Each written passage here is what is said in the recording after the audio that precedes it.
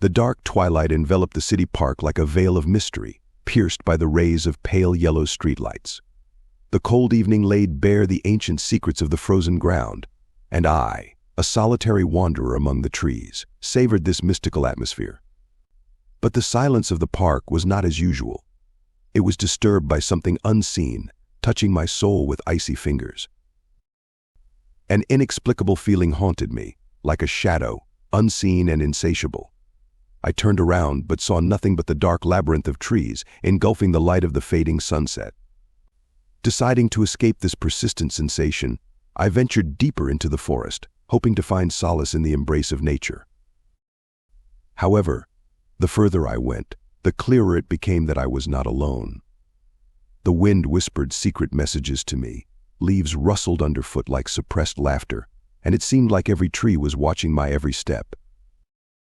Suddenly, out of nowhere, I heard a rustle behind me. It awakened ancient instincts of hunters within me. Black crows, nervously dispersing into the darkness, cawed into the sky, frightened by something I couldn't see. My heart began to beat louder, like drumbeats in the rhythm of a ghostly melody. I turned, clutching a piece of rough bark in my hands, feeling like my fate hung by a thread. And then I saw him.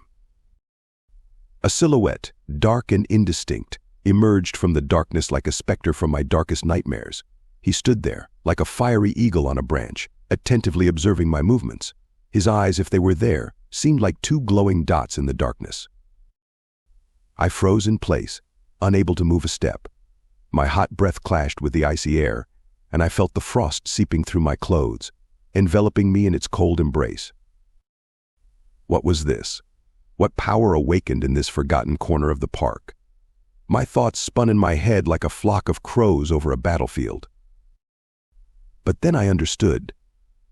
It was not a ghost or a demon from my nightmares. It was a part of me, long lost in the abyss of my existence. It was my own reflection, torn from the darkness of my soul. I realized that to overcome this nightmare, I needed to accept it as a part of myself, as a part of this mystical park where secrets and fears were woven into one inseparable net.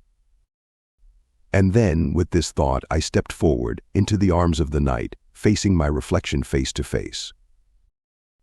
And in that moment, I felt the cold fingers of fear dissolve in the warmth of my heart, leaving only a reverent admiration for the greatness of the mystery that surrounds us in this world.